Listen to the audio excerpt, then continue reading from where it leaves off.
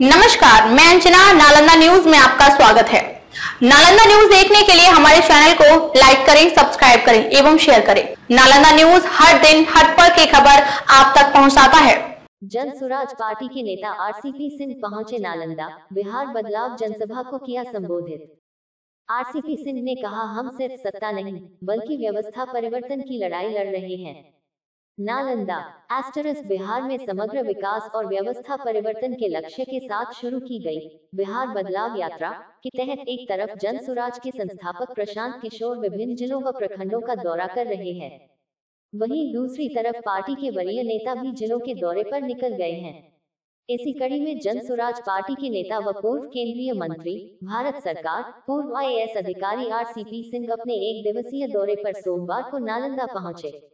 मुख्य अतिथि के तौर पर आमंत्रित आरसीपी सिंह ने नालंदा विधानसभा क्षेत्र के मोहनपुर में पार्टी के नेता प्रियदर्शी अशोक द्वारा आयोजित बिहार बदलाव संवाद सभा को संबोधित किया।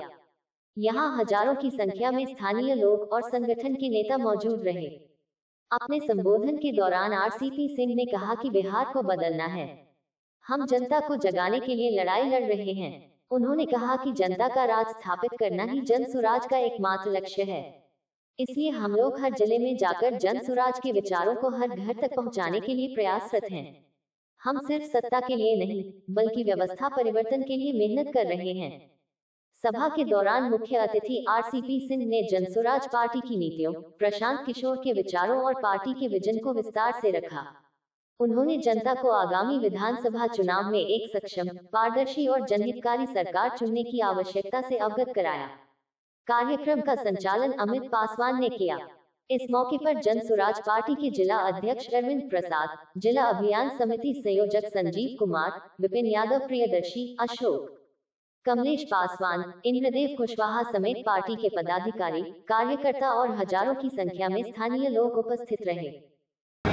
देखिए, एक बात जरा समझिए, किसी भी देश में या किसी भी अर्थव्यवस्था में जब शुरू का काल रहता है ना, तो कृषि प्रधान रहता है और धीरे धीरे जैसे जैसे उस अर्थव्यवस्था का विकास होता है, उस प्रदेश का विकास होता है, तो क्या होता है, सर्विस के सेक्टर में ज़्यादा रोजगार मिलता है, मैन्युफैक्चरिंग के सेक्टर में ज़्यादा रोजगार मिलता है और कृषि पर लोगों की आत्मनिर्भरता कमती जाती है। लेकिन बिहार के साथ ये बड़ा दुर्भाग्य है कि आप देखिए, भारतवर्ष में करीब 50% लोग खेती पर आधारित हैं, लेकिन बिहार में वही 76% लोग खेती पर आधारित हैं। ये क्या दिखाता है कि हमारे यहाँ अंडर एम्प्लॉयमेंट है, अनएम्प्लॉयमेंट है। और जो आप बात एकदम सही करें कि भाई जो हमारे यहाँ पर अन्नदाता हैं, किसान हैं, भाई जब तक वो खेत में मेहनत नहीं करेंगे तब तक हमारा जो प्रदेश, हमारा देश कैसे आत्मनिर्भर हो सकता है खाद्यान्न के मामले में। तो ये सुविधा होनी चाहिए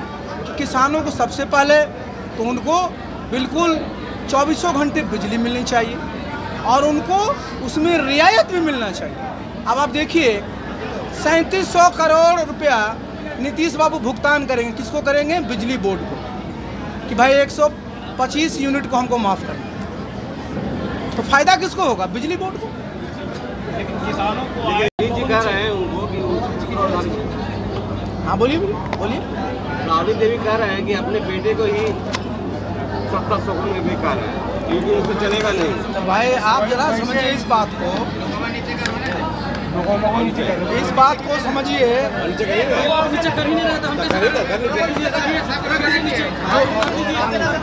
जो बोल रही हैं तो खुद मुख्यमंत्री रही हैं, तो भाई ये तो निर्णय नीतीश बाबू को लेना है ना, कि उनके बाद उनके दल में कौन उनका उत्तराधिकारी होगा, उस पर हम क्या कर सकते हैं। अभी जो बिजली की बात कही जा रही है, जो 22 घंटा मिल रहा है, उनके जो माफ किया गया है, हो सकता है कि 12 घंटा बिजली मिले। 12 घंटा भी मिलेगा तो आप उनको धन्यवाद दीजिएगा, क्योंकि इस बिहार में मैंने बताया ना, 1976 में पूरे बिहार में विद्युतीकृत हुआ था पूरा बिहार। और मैं तो बताया कि मैं पढ़ता था उस हुसैनपुर स्कूल में, कभी बिजली जाती नहीं थी, सब जगह तांबे का तार हुआ करता था। उसके बाद जब बिजली फ्री करने की बात आने लगी, धीरे धीरे 80-90 के दशक में पूरी बिजली खत्म हो गई। तो बिहार की जनता ने तो नीतीश बाबू को दरखास्त लगाया नहीं था, कि हमको 125 यूनिट माफ़ कर दीजिए। बिहार की जनता, बिहार के किसान क्या चाहते हैं कि उनको बिजली की बिल्कुल आपूर्ति 24 घंटे हो। और अभी इस हॉल में आपने देखा हमारा कार्यक्रम 1.5 से 2 घंटा चला और 6 बार बिजली गई है। तो मैं तो लाइटर वैन में कह रहा हूँ कि नीतीश बाबू ने तो इसलिए 125 यूनिट माफ़ किया है कि जब बिजली आएगी नहीं तो मीटर में कहाँ से वो यूनिट उठेगा, और जब यूनिट ही नहीं उठेगा तब बिल कहाँ से देना। तो बिजली जब आएगी नहीं तो बिल की बात ही कहाँ से आएगी। बिहार कृषि प्रधान राज्य है, किसानों के लिए कुछ नहीं किया गया है। ये जैसा कि आप देख रहे हैं, बदलाव तो सबसे पहले शिक्षा में लाना होगा, क्योंकि हमने एक घर डोर टू डोर घूम रहे हैं। अभी तक 245 गांव घूम चुके हैं और देख रहे हैं कि बच्चे यहाँ पढ़ नहीं रहे हैं और अगला जनरेशन जो भी आने वाला है वो भी उन्हीं की तरह एक जनरेशन बर्बाद हो रहा है। इसलिए सबसे पहले तो शिक्षा के लिए हम लोग काम करेंगे सबसे ज़्यादा, और शिक्षा जब हो जाएगा तो शिक्षा ही एक पूंजी है जिससे आप कहीं भी कुछ भी कर सकते हैं। आप नालंदा विधानसभा क्षेत्र से भावी उम्मीदवार बताया जाते हैं, कैसे डील करेंगे नालंदा को? हाँ, अगर हमारी पार्टी हम पे बिलीव करेगी, हम पे ट्रस्ट करेगी तो हम लोग देखेंगे, कोशिश करेंगे। श्रवण कुमार यहाँ ग्रामीण मंत्री रह चुके, इनका गढ़ भी है। ठीक है, सरपंच चचा का गढ़ है, जरूर है, लेकिन हम लोग भी जदयू में ही थे बहुत पहले से।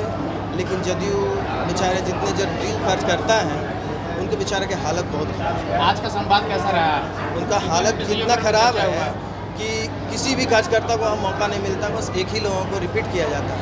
और अब युवा के लिए क्षेत्र में युवा की बहुत ज़्यादा ज़रूरत है और युवा सोच होनी जरूरी है। आज संवाद में कौन सी आज के लिए बस इतना ही, फिर मिलते हैं ताजा तरीन खबरों के साथ। तब तक के लिए अंजना को दीजिए इजाजत, नमस्कार। न्यूज एवं विज्ञापन देने के लिए संपर्क करें 9334811108 पर।